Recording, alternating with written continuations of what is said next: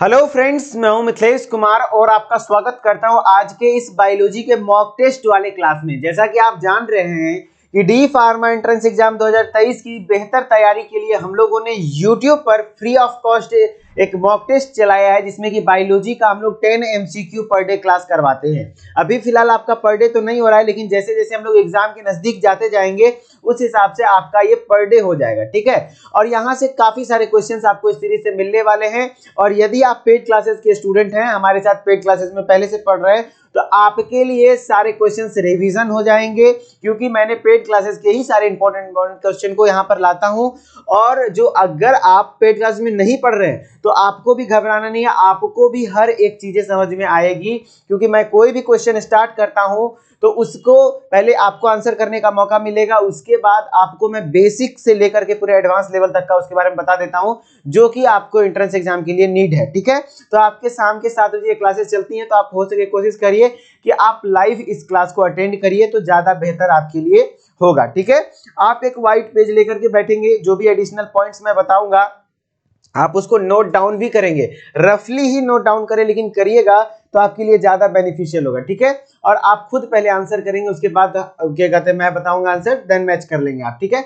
चलिए स्टार्ट करते हैं। हमारा फर्स्ट क्लास क्या है, फर्स्ट क्वेश्चन क्या है, जटिल बहुकोशिकीय अवस्था पाई जाती है। जटिल बहुकोशिकीय मतलब कॉम्प्लेक्स मल्टी सेलुलर अवस्था पाई जाती है किसमें, प्रोटिस्टा प्लांटाई तथा कवक में, प्रोटिस्टा प्लांटाई तथा एनिमेलिया में, मोनेरा प्रोटिस्टा तथा एनिमेलिया में, प्लांटाई कवक तथा एनिमेलिया में, ठीक है।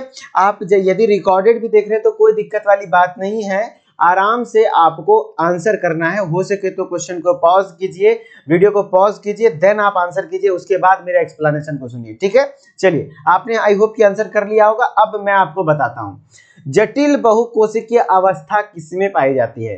तो आपको कुछ नहीं करना, एक छोटा सा 5 किंगडम सिस्टम ऑफ क्लासिफिकेशन के बारे में याद रखना है कि 5 जगत कहते हैं 5 किंगडम सिस्टम ऑफ क्लासिफिकेशन, पूरे सजीव प्राणी को, जितने भी लिविंग ऑर्गेनिजम्स है उस पूरे को मात्र 5 किंगडम में बांटा था किसने, R.H. विटेकर ने 1969 में। पहला तो क्वेश्चन यही बनेगा कि R.H. विटेकर ने 5 किंगडम सिस्टम ऑफ क्लासिफिकेशन किसने दिया था, तो R.H. विटेकर ने कब दिया था, 1969 में दिया था।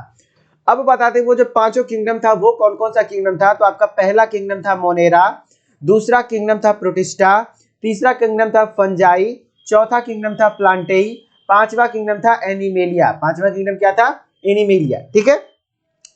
अब जो पहला किंगडम था वो क्या था, दूसरा किंगडम क्या था, ये जान गए आप। अब पहला किंगडम का थोड़ा सा मैं कैरेक्टरिस्टिक फीचर बता देता हूं। वैसे कि मैंने जब अपने पेड क्लासेस में पढ़ाया है क्लासिफिकेशन ऑफ प्लांट किंगडम, तो पूरा एक क्लास ही सिर्फ 5 किंगडम सिस्टम को डिस्कस करा है 40 से 45 मिनट तक। तो सोच लीजिए उससे बाहर कुछ क्वेश्चन नहीं आएगा, लेकिन मैं यहाँ पे ओवरऑल अब बता देता हूँ थोड़ा बहुत।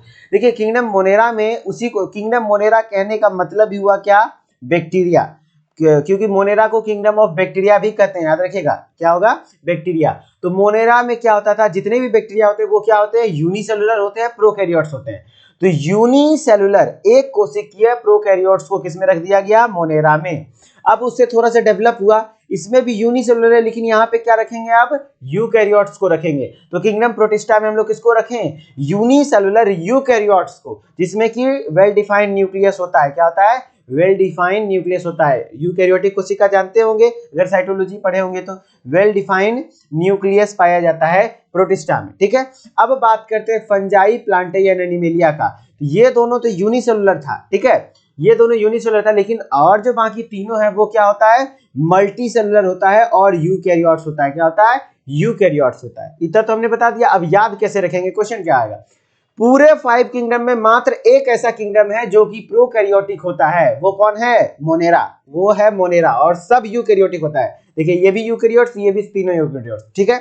अब पूरे किंगडम में, पांचों किंगडम में मात्र दो ऐसा किंगडम है, शुरुआती वाला जो कि यूनिसेलुलर होता है, मोनेरा और प्रोटिस्टा, और सब जो होता है वो क्या होता है, मल्टीसेलुलर। तो ये तीनों मल्टीसेलुलर हो गया, प्लस यूनिसेलुलर प्रोकैरियोट्स बोलते हैं, यानी बैक्टीरिया है, तो बैक्टीरिया किसमें आ गया, मोनेरा में। यूनिसेलुलर यूकैरियोट्स बोलते थे वो प्रोटिस्टा है, ठीक है। और मल्टीसेलुलर, मल्टीसेलुलर क्या हुआ, कॉम्प्लेक्स हो गया ना, क्योंकि मल्टी बहुकोशिकीय है तो ये कॉम्प्लेक्स भी हो गया, मतलब जटिल संरचना हो गया, और यूनिसेलुलर थोड़ा सिंपल संरचना होता है। तो कॉम्प्लेक्स संरचना वाला जो भी हुआ वो ये हुआ, फंजी प्लांटाई एनिमेलिया। अब क्वेश्चन बनाइए अगर बनता है तो। जटिल बहुकोशिकीय अवस्था, बहुकोशिकीय अवस्था किसमें किसमें है? मल्टीसेलुलर में। तो हम लिखते हैं यहाँ पे मोनेरा, प्रोटिस्टा, फंजाई, प्लांटाई, एनिमेलिया। हमने बताया मोनेरा क्या होता है? यूनिसेलुलर होता है। प्रोटिस्टा भी क्या होता है? यूनिसेलुलर होता है। लेकिन ये तीनों जो था, ये तीनों क्या था? मल्टीसेलुलर था ना। तो आपका आंसर हो जाएगा फंजाई, प्लांटाई, एनिमेलिया। देखिए ऑप्शन नंबर डी मैच कर रहा है। देखिए सीक्वेंस में तो नहीं है लेकिन आप आराम से मिला सकते हैं। देखिए प्लांट हो गया, प्लांट आपका हो गया, फिर कवक हो गया तथा एनिमेलिया हो गया, है ना। ये ऑप्शन हुआ। अब ऊपर वाले 3 ऑप्शन क्यों नहीं हुए वो भी बता दूं। देखो वो भी बताता हूं पेन का कलर चेंज करके। देखो ये यहाँ पे सबसे पहला ही ऑप्शन कैसे आप छांट देंगे कि प्रोटिस्टा पहले ऑप्शन में दे दिया है। प्रोटिस्टा हमने बता रखा है कि प्रोटिस्टा क्या होता है? प्रोटिस्टा क्या, अरे पेन नहीं मिलता यार, एक सेकंड। हाँ, प्रोटिस्टा क्या होता है? यूनिसेलुलर होता है ना। तो आपका क्या हो जाएगा आंसर? थोड़ा सा डेस्कटॉप इश्यूज आ रहा है लग रहा है, पेन। अच्छा यहाँ पे तो यहाँ पे प्लांटाई, प्रोटिस्टा, प्लांटाई। देखिए प्रोटिस्टा हो गया तो प्रोटिस्टा तो ऐसे ही खत्म हो गया। वहां मल्टीसेलुलर पूछा, ये तो यूनिसेलुलर। इसमें भी प्रोटिस्टा आ गया, ये भी खत्म। और इसमें भी स्टार्टिंग में ही मोनेरा आ गया तो ये भी खत्म। तो ये आपका आंसर होगा क्या है? डी। समझ रहे ना किस तरीके से क्वेश्चन अटेम्प्ट करना है। ठीक है, तो एक क्वेश्चन हो गया आपका। अब चलिए हम लोग दूसरे क्वेश्चन पे आते हैं। हमारा दूसरा क्वेश्चन क्या है? अंतःकोशिकीय पाचन पाया जाता है। अंतःकोशिकीय पाचन कहने का मतलब हुआ इंट्रासेल्युलर डाइजेशन। क्या? Intracellular digestion. डाइजेशन देखिए कई बच्चे बोलते हैं इंग्लिश में पढ़ाइए, तो आपको मैं बता दूं कि मैं इसी तरीके से पढ़ाता हूं कि जो भी मेन वर्ड होता है उसको इंग्लिश में भी लिख देता हूं, हिंदी में भी लिखा रहता है। तो आपको बाइलिंगुअली यहाँ पे क्लासेस होती हैं। ठीक है, तो इंट्रासेल्युलर डाइजेशन कहने का मतलब हुआ अंतःकोशिकीय पाचन, मतलब कोशिका के अंदर ही क्या होगा? पाचन होगा। आप हम लोग के अंदर देख लीजिए, क्या कोशिका के अंदर पाचन होता है? नहीं, सॉरी, बाह्य कोशिकीय पाचन होता है। जैसे कि देखिए हम लोग में क्या है कि खाना खाएंगे, एलिमेंट्री कैनाल में रास्ता बना हुआ, उसके अंदर पाचन होगा, स्टमक के अंदर पाचन होगा, उसके बाद एब्जॉर्ब होने के बाद वो खून के माध्यम से सेल में जाएगा एनर्जी, ग्लूकोज। लेकिन इंट्रासेल्युलर डाइजेशन में क्या होता है? जैसे एमीबा है, एमीबा के अंदर क्या होता है कि खाना वो फूड ट्रैप किया और इसी अपने कोशिका के अंदर, उसके अंदर तो कोई डाइजेस्टिव सिस्टम नहीं होता है। जितने भी यूनिसेलुलर होते हैं, खास करके प्रोटिस्टा, उसमें इंट्रासेल्युलर डाइजेशन पाया जाता है। क्योंकि प्रोटिस्टा क्या होते हैं? यूनिसेलुलर यूकैरियोटिक होता है ना। तो जितने भी यूनिसेलुलर यूकैरियोटिक होते हैं उसमें इंट्रासेल्युलर डाइजेशन पाया जाता है। इंट्रासेल्युलर डाइजेशन मतलब अंतःकोशिकीय पाचन, कोशिका के अंदर ही। तो आपको यदि प्रोटिस्टा के एग्जांपल सारे याद हैं तो आपसे बन जाएगा क्वेश्चन। तो जैसे बताइए क्या होगा? एक सेकेंड, संजीत से बात कर लीजिए, कॉल आ रहा है। ठीक है, तो कोई दिक्कत वाली बात नहीं है, कॉल आ गया था। अंतःकोशिकीय पाचन पाया जाता है किसमें? प्रोटिस्टा में। ठीक है, तो अब प्रोटिस्टा के एग्जाम्पल कौन कौन से हैं आपको मैं थोड़ा सा प्रोटिस्टा के एग्जाम्पल याद करवा देता हूं। देखिए एग्जाम्पल है कुछ यूनिसेलुलर यूकैरियोटिक होता है, इतना तो पता है ना। प्रोटिस्टा क्या होता है? यूनिसेलुलर। देखिए हम नूनू बाबू करके पढ़ा रहे हैं, याद रखिएगा। और आपके एग्जाम में ना ये डाइवर्सिटी वाला सेक्शन से बहुत क्वेश्चन आता है। ये प्लांट किंगडम से हो गया, फिर बॉटनी का सेक्शन, यही सब बहुत ज्यादा पूछता है। प्रोटिस्टा किंगडम से, फंगी किंगडम से, तो इस सब से क्वेश्चन आता है बाबू, इसलिए पढ़ाते हैं। तो आपको बोर नहीं होना कि ये क्या पढ़ा रहे हैं, जरूरी है ये सब पढ़ना। यूनिसेल्युलर और प्रोकैरियोटिक होता है, सॉरी यूकैरियोटिक होता है। कौन? Kingdom protista. तो एग्जांपल है amoeba, euglena, slime mould, diatoms, paramecium, dinoflagellates, flagellates, macroalga. अब आपकी मर्जी, आप इसको याद कैसे करेंगे। ठीक है, इससे बाहर एग्जांपल नहीं चाहेगा। क्या बोल रहा था? अच्छा ठीक है, तो क्या कहते हैं ये आप ये याद कैसे रखेंगे वो आपका मैटर करता है। ठीक है, तो आप याद रख लीजिए किसी तरीके से, इसको लिख करके बेड पे साट लीजिए, जहां सोते हैं वहां साट लीजिए। आपको ध्यान रखना होगा amoeba, euglena, slime mould, diatom, paramecium, dinoflagellate and macroalga, ये सब क्या? प्रोटिस्टा। और सब में क्या होगा? इंट्रासेल्युलर डाइजेशन होगा। सब में क्या होगा? इंट्रासेल्युलर डाइजेशन होगा। तो आप बताइए आंसर क्या होगा? अमीबा में तो ये भी प्रोटिस्टा है, यूग्लिना में ये भी प्रोटिस्टा है, पैरामीशियम ये भी प्रोटिस्टा है। तो आपका आंसर हो जाएगा ये सभी में, ये सभी में। अंतःकोशिकीय पाचन किसमें पाया जाता है? तो इस सभी में पाया जाता है। ठीक है, चलिए नेक्स्ट क्वेश्चन हमारा क्या हो गया?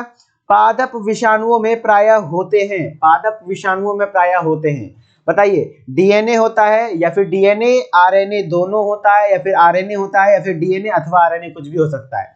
तो पादप विषाणुओं में जो प्रायः वो होता है, क्या होता है? मैं आंसर बता देता हूं, जो प्लांट वायरसेस होते हैं वो जनरली आरएनए वायरस होते हैं। प्लांट वायरसेस होते हैं वो क्या होते हैं, जनरली आरएनए वायरसेस होते हैं। मैं वायरस के बारे में थोड़ा सा आपको बता दूं कि वायरस बना किससे होता है। वायरस बना किससे होता है, तो न्यूक्लिक एसिड प्लस प्रोटीन से, न्यूक्लिक एसिड प्लस प्रोटीन से यानी न्यूक्लियो प्रोटीन से। और न्यूक्लिक एसिड उसमें या तो डीएनए होगा या तो आरएनए होगा, या तो डीएनए होगा या तो आरएनए। कोई भी ऐसा वायरस नहीं है कि जिसमें कि डीएनए आरएनए दोनों हो, नहीं, या तो डीएनए होगा या तो आरएनए होगा, ठीक है। तो और प्रोटीन तो होगा ही, प्लस अब आरएनए वायरस की बात करें तो जनरली जितने भी प्लांट वायरस होते हैं, क्या प्लांट वायरस होते हैं, वो क्या है, आरएनए वायरस हैं। और जो ऐसा नहीं कि सिर्फ प्लांट वायरस में ही आरएनए होगा, कुछ एनिमल वायरसेस ऐसे भी हैं जो कि आरएनए वायरस हैं, लेकिन प्रायः, यह क्या बोला, प्रायः जो पादप विषाणु होते हैं वो अक्सर वो कैसे वायरस होते हैं, आरएनए वायरस। जैसे कि आप एग्जांपल में ले सकते हैं टीएमवी, टोबैको मोजाइक वायरस, जिस प्रकार की जेनेटिक मटेरियल क्या होता है, सिंगल स्ट्रैंडेड आरएनए, क्या एक कुंडलित आरएनए होता है इसका जेनेटिक मटेरियल, ठीक है। और डीएनए वायरस कौन होता है, बताइए। डीएनए वायरस आपको मैं बता देता हूं, जितने भी बैक्टीरियोफेज हैं, बैक्टीरियोफेज हैं, मतलब बैक्टीरियोफेज कहने का मतलब फेज लग गया, फेज लग गया मतलब विषाणु है, किस पे अटैक कर रहा है, बैक्टीरिया पे अटैक करने वाले विषाणु को बैक्टीरियोफेज कहते हैं।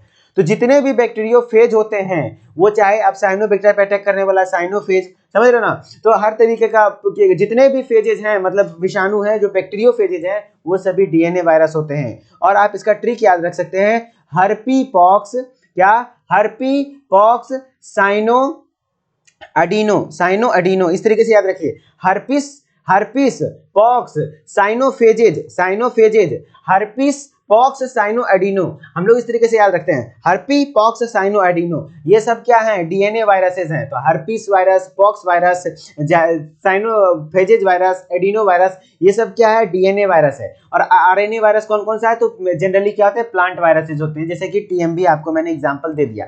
तो मैंने थोड़ा बहुत वायरसेस के बारे में पढ़ा दिया है। तो अपने पेड क्लासेस में हम लोगों ने वायरस का लगभग 3 क्लास लिया है, और वायरस में उससे बाहर क्वेश्चन कहीं नहीं जाएगा, हर चीजें ट्रिक के माध्यम से। हमारे जो पेड क्लासेस बच्चे होंगे उनको ये ट्रिक पता होगा, क्योंकि हमने उनको ये ट्रिक बता रखा है बहुत अच्छे अच्छे तरीके से। जितने भी आरएनए वायरस हैं, जितने भी डीएनए वायरस हैं, सभी चीजें याद करवा रखे हैं। तो आप यदि प्रॉपर तैयारी चाहते हैं तो आप पेड क्लासेस को जरूर ज्वाइन कर लीजिए, ठीक है। वहां पे आपको मैं खुद गाइड करता हूँ, संडे संडे लाइव आकर आपसे बात हो पाती है हमारी। तो पादप विषाणु में प्रायः क्या होते हैं, आरएनए वायरस, ठीक है। चलिए नेक्स्ट हो गया क्वेश्चन। अब हम लोग द्विसूत्री डबल स्ट्रैंडेड आरएनए विषाणु कहलाते हैं। अगर डबल स्ट्रैंडेड आरएनए विषाणु है तो उसको क्या कहेंगे, राइबो विषाणु, आर्बो विषाणु, राइबोवीरा या फिर रियो विषाणु। बताइए, आप लोग आंसर टिक कर लीजिए। अब मैं बताता हूं, यदि डबल स्ट्रैंडेड आरएनए विषाणु है तो उसके लिए एक कॉमन टर्म यूज किया जाता है, वो है रियो वायरसेस। क्या, रियो वायरसेस, तो वही हुआ रियो विषाणु। डबल स्ट्रैंडेड आरएनए विषाणु को क्या कहते हैं, रियो विषाणु। अगर सिंगल स्ट्रैंडेड आरएनए है, सिंगल स्ट्रैंडेड आरएनए है प्लस साथ में उसमें रिवर्स ट्रांसक्रिप्टेज एंजाइम है, कौन सा, रिवर्स ट्रांसक्रिप्टेज एंजाइम है, रिवर्स ट्रांसक्रिप्टेज एंजाइम है, तो उस वायरस को हम लोग क्या कहेंगे, रेट्रो वायरस। क्या कहेंगे, रेट्रो वायरस। एग्जांपल में आप बताइए, एग्जांपल में बहुत फेमस वायरस है एचआईवी, जैसा कि एचआईवी वायरस, ठीक है, जो कि एड्स को काउज करता है ना, जो एड्स होता है, जो एड्स होता है, समझ रहे ना, जो कि कहते हैं इन्फेक्टेड पर्सन से यदि आप किसी से सेक्स कर लेते हैं तो एड्स फैलने से बहुत ज्यादा शिकार, मतलब बहुत ज्यादा चांस रहता है अगर इन्फेक्टेड पर्सन से आप कर लेते हैं तो, ठीक है। तो आपका क्या हो गया, एचआईवी, क्या, एचआईवी रेट्रो वायरस है। तो मैं क्या बता, रियो वायरस और रेट्रो वायरस में कंफ्यूज नहीं होना है। रियो वायरस डबल स्ट्रैंडेड आरएनए विषाणु है तो रियो वायरस कह सकते हैं। यदि वो सिंगल स्ट्रैंडेड आरएनए है प्लस रिवर्स ट्रांसक्रिप्टेज एंजाइम भी है उसमें, तो वो रेट्रो वायरस है। तो एचआईवी क्या हो गया, एक रेट्रो वायरस है, ठीक है। चलिए नेक्स्ट क्वेश्चन है, समसूत्री विभाजन में तरकु यानी स्पिंडल फाइबर का निर्माण होता है। तो समसूत्री विभाजन में जैसा कि आपको पता है, बताइए कि किसमें होता है, पूर्वावस्था यानी प्रोफेज में। मैं इंग्लिश में भी लिख देता हूं, लीजिए आप लोग के लिए थोड़ा सा सुविधा। प्रोफेज में, मेटाफेज में, मेटाफेज में, ये पश्चावस्था यानी एनाफेज हुआ, एनाफेज में, या फिर टीलोफेज में, ये टीलोफेज का नाम है, टीलोफेज में। बताइए समसूत्री विभाजन में तरकु का निर्माण होता है किसमें, पूर्वावस्था, मध्यावस्था, पश्चावस्था यानी अवस्था में। तो मैं आपको थोड़ा सा बताता हूँ, ये डायग्राम आपको दिख रहा होगा कि जो सेल होता है उसमें आपको जो स्पिंडल फाइबर होता क्या है, तर्कों का निर्माण होता क्या है, तो ये जो सेंट्रोजोम कुछ रे टाइप का प्रोड्यूस करता है, ये देखिए इस तरीके से, उसी को हम लोग स्पिंडल फाइबर कहते हैं। तो बनना स्टार्ट होता है प्रोफेज में, याद रखिएगा तर्कों का निर्माण शुरुआत कहां होता है, तो प्रोफेज में, लेकिन कंप्लीटली रूप से बन कहां जाता है, तो वो है मेटाफेज में। वो कहां है, मेटाफेज में। देखिए इस तरीके से कितना लंबा लंबा बन गया ना, तो कंप्लीटली रूप से बनता कहां पे, मेटाफेज में, यानी मध्यावस्था में। और मेटाफेज में एक्स्ट्रा और क्या होता है, मेटाफेज में बताइए और क्या होता है, सारे क्रोमोसोम इक्वेटर पे आ जाते हैं। देखिए मध्य अवस्था पे आकर के मेटाफेजिक प्लेट का निर्माण करते हैं। क्या चीज का निर्माण, मेटाफेजिक प्लेट का निर्माण, यानी जितने भी क्रोमोसोम है वो एक इक्वेटोरियल लाइन पे आ जाते हैं। देखिए आ गया ना, ये मेटाफेज में होता है। ठीक है, चलिए अब हम लोग कहा कि समसूत्री विभाजन में तर्कों का निर्माण कहां होता है, तो मेनली होता है मध्यावस्था में। कहां, मध्यावस्था यानी मेटाफेज में। क्लियर, चलिए नेक्स्ट है हमारा, अतिरिक्त केंद्रकीय डीएनए पाया जाता है। अतिरिक्त केंद्रकीय डीएनए कहने का मतलब क्या हुआ, पहले मैं आप खुद बनाइए, हरित लवक में, माइटोकॉन्ड्रिया में, कोशिका द्रव्य में, या फिर ए एवं बी दोनों, यानी हरित लवक माइटोकॉन्ड्रिया दोनों में। तो आपको मैं, आप लोग आंसर कर लिए होंगे, मैं आप बताता हूं कि आपको क्या करना है। देखिए कैसे क्वेश्चन अटेम्प्ट करेंगे। केंद्रकीय डीएनए क्या होता है, तो ये कोशिका है, कोशिका के अंदर ये केंद्रक है, केंद्रक के अंदर ये क्रोमोसोम है ना, क्रोमोसोम है। क्रोमोसोम को जूम कर देते हैं, देखिए मैं कितना 3D डायग्राम बनाया हूं क्रोमोसोम का, ये हमारा क्रोमोसोम हो गया। ठीक है, तो क्रोमोसोम बना हुआ किससे है, जेनेटिक मटेरियल से ना, डीएनए और आरएनए से ही। तो डीएनए और आरएनए से मिलकर बना होता है, डीएनए प्लस आरएनए से मिलकर बना होता है। तो वो जो डीएनए पाया गया वो कहां पाया गया, क्रोमोसोम में। क्रोमोसोम है क्या, केंद्रक में, तो केंद्रकीय डीएनए हुआ। लेकिन अब कह रहा है कि भैया केंद्रकीय डीएनए नहीं, अतिरिक्त केंद्रकीय डीएनए, मतलब डीएनए जो केंद्रक में है ही, लेकिन एक्स्ट्रा डीएनए जो कि केंद्रक के बाहर भी प्रेजेंट हो, वो सेल में कहां पाया जाता है। तो आप याद रखिएगा, दो ऑर्गन में बताता हूं, क्लोरोप्लास्ट, दो सेल ऑर्गेनेल है, क्लोरोप्लास्ट, क्लोरोप्लास्ट और माइटोकॉन्ड्रिया के पास अपना डीएनए होता है। इस दोनों के पास क्या होता है, अपना डीएनए होता है, अपना डीएनए होता है, समझे। तो इसके पास तो अपना डीएनए हुआ, इसके यहाँ पे तो केंद्रक है नहीं, लेकिन फिर भी डीएनए है। तो अतिरिक्त केंद्रकीय डीएनए किसमें हो गया, हरित लवक यानी क्लोरोप्लास्ट और माइटोकॉन्ड्रिया में, समझ रहे ना। ये हो गया आपका आंसर ए एवं बी। ठीक है, और इसमें क्योंकि अपना राइबोसोम भी खुद का होता है, इस लोग के पास क्या होता है, अपना राइबोसोम भी खुद का होता है। और किस प्रकार का राइबोसोम होता है, 70S टाइप का राइबोसोम माइटोकॉन्ड्रिया और क्लोरोप्लास्ट के अंतर्गत होता है। इसलिए क्योंकि अपना जेनेटिक मटेरियल खुद रखा है, अपना प्रोटीन सिंथेसिस के लिए राइबोसोम खुद रखा है, इसलिए हम लोग उसको क्या कहते हैं, सेमी ऑटोनोमस सेल ऑर्गेनेल कहते हैं। क्या कहते हैं, semi autonomous cell organelle, semi autonomous cell organelle. ठीक है, तो सेमी ऑटोनोमस सेल ऑर्गेनेल कहने का मतलब है कि वो सेमी है, पूरा तरीके से ऑटोनोमस नहीं है, खुद को कंट्रोल नहीं कर सकता, लेकिन लगभग आधा से ज्यादा चीज अपना खुद का कंट्रोल कर सकता है क्लोरोप्लास्ट और माइटोकॉन्ड्रिया, क्योंकि उसके अंदर अपना जेनेटिक मटेरियल भी है, प्रोटीन सिंथेसिस भी है।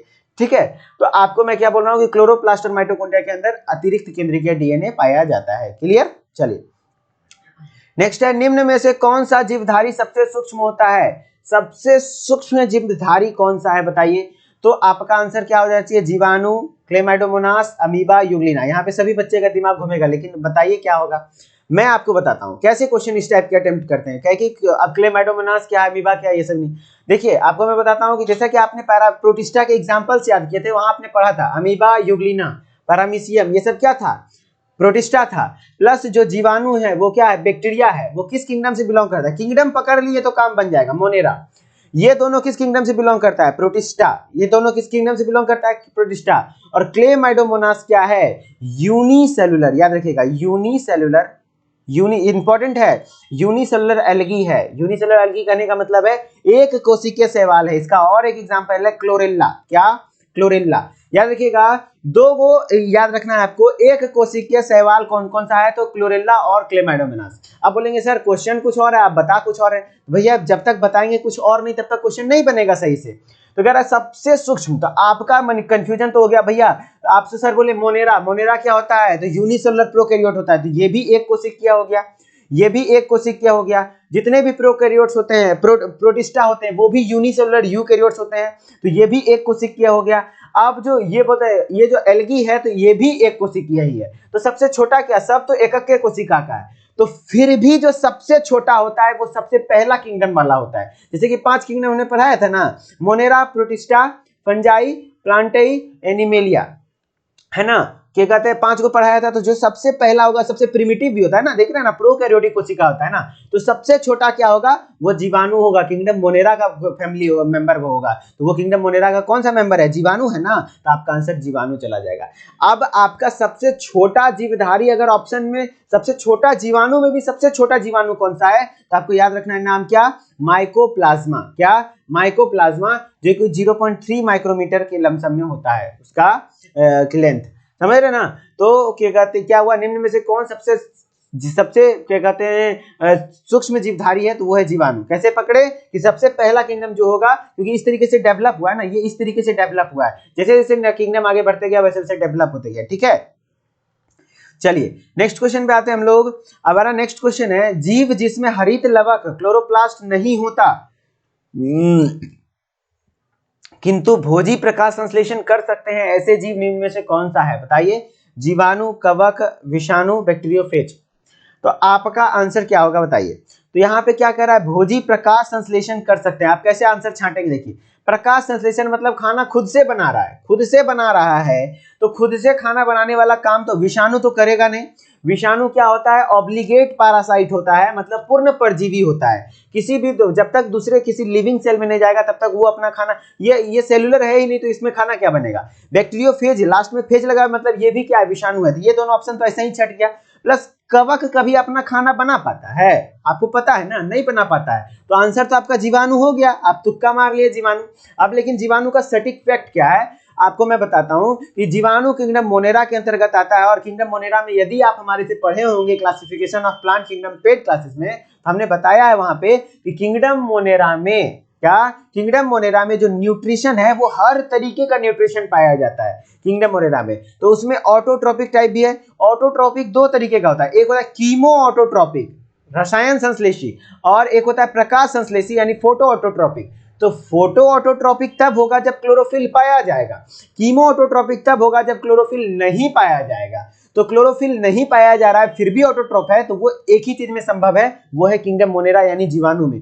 कीमो ऑटोट्रोपिक यानी रसायन मतलब संश्लेषी, मतलब केमिकल के मदद से खुद का खाना खुद बना सके, वो है सिर्फ मोनेरा, जीवाणु। तो कीमो ऑटोट्रोप्स का एग्जांपल हो गया जीवाणु। जैसे कि आपको एग्जांपल में एक बैक्टीरिया का नाम मैं बता देता हूं, नाइट्रोसोमोनास। क्या, नाइट्रोसोमोनास, वो क्या है, एक कीमो ऑटोट्रोपिक बैक्टीरिया है। और फोटोट्रोपिक ऑटोट्रोपिक बैक्टीरिया का भी बता दूं एग्जांपल, साइनोबैक्टीरिया।